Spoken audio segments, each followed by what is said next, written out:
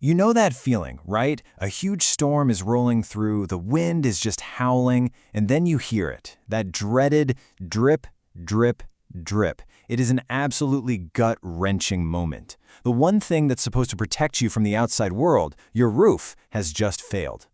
So, okay, let's get into this, because knowing what to do next can make a world of difference. Yeah, this is the exact scenario no one ever wants to be in. But, it happens. And that one question, now what? It can feel completely overwhelming. But listen, don't panic. There's a really clear path to get from total chaos back to control, and that's what we're going to break down right now. Okay, first things first, we gotta understand what we're up against. A roofing emergency isn't just, a little leak. It's a real direct threat to your home's structure, to its safety. And these things can be set off by a whole bunch of different culprits. What's wild here is just how many different ways this can happen. I mean, sure, you've got the big, dramatic stuff, right? Like storms with winds so strong they can literally rip shingles right off the roof, or a massive tree branch coming down. But it can also be something way more sneaky, like an ice dam that builds up when it freezes and thaws, pushing water up under your shingles where it doesn't belong. Heck, even a tiny failure in the seal around a vent can suddenly become a huge waterfall in your attic. So, you've got a leak. It's so tempting to think, I'll just toss a bucket under there and deal with it in the morning. Big mistake. When it comes to a roofing emergency, time is absolutely not on your side. Every single minute you wait, the damage is just spreading and setting off this expensive, awful chain reaction. And this, right here, is that chain reaction. That little drip soaks into your attic insulation, turning it into this useless, soggy mat. Then it seeps into your drywall, and suddenly you've got those ugly brown stains, or worse, the whole ceiling just gives way. And once water gets inside your walls, now you're talking about dangerous electrical hazards. The main takeaway is this: a small roof problem can turn into a massive whole house disaster way faster than you think. Look, if there is one number you take away from all of this, let it be this one: 48 hours. That's it. That's how quickly mold and mildew can start to grow once water gets into your house. And that's not just an ugly problem, it's a serious health risk, and it is so expensive and difficult to get rid of.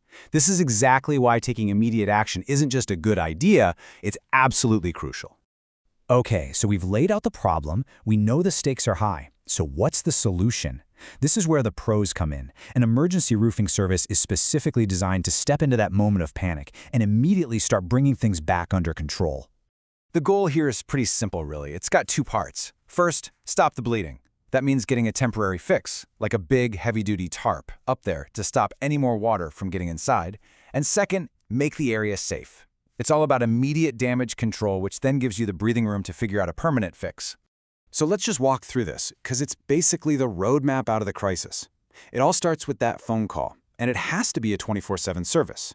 Then a team comes out to do a proper inspection of the damage. Now, step 3 is the big one for immediate relief, getting that tarp or other temporary protection on there. It's only after the immediate threat is gone that you can move on to the next steps, like getting a real repair plan and an estimate, doing the permanent fix, and then finally doing one last inspection to make sure everything is perfect. Now, it's a good idea to remember that not all emergencies are created equal. For your house, the main focus is protecting your living space, your furniture, your electronics. But for a commercial building, you're dealing with totally different roofs. Think about those big, flat roofs on warehouses or stores. They're often made of materials like TPO or EPDM, which are basically giant sheets of rubber. Fixing those takes completely different tools and a whole different set of skills. Okay, let's talk about the elephant in the room. The question that's on absolutely everyone's mind in a situation like this. How much is this going to cost? It's a huge concern, and honestly, understanding the potential costs and how insurance plays a role is key to managing all that stress. So this chart gives us a pretty good ballpark. Just getting a temporary tarp put on might be a few $100, which, when you think about it, is a tiny price to pay to stop thousands of dollars in water damage inside. More serious emergency repairs can start climbing into the thousands. Of course, these are just averages. The final bill is always going to depend on just how bad the damage really is. And here is the silver lining. The good news is that most homeowners' insurance policies do cover damage from things like storms or falling trees. But here's the key: documentation. A good emergency service doesn't just fix the roof. They take detailed photos and write up reports that you need for your insurance claim. And having that help, that is a huge weight off your shoulders, for sure. Up to this point, we've pretty much been in damage control mode. But the best way to deal with a roofing emergency is to stop it from happening in the first place.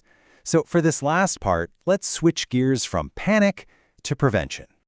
Think of this checklist as your game plan. Seriously, simple stuff can make a massive difference. Cleaning out your gutters so water can drain properly. Trimming back that big tree branch that's hanging right over your bedroom. And getting a professional to just look at your roof twice a year in the spring and fall means you can catch a tiny problem, like one cracked shingle, before a big storm turns it into a giant, expensive disaster. And really, that brings us to the most important question of all. Your roof is your home's first line of defense, but we all tend to just forget about it. Taking a little bit of time now to make sure it's in good shape is truly the best investment you can make for your own peace of mind. So I'll just leave you with this to think about. Is your roof ready for whatever's coming next?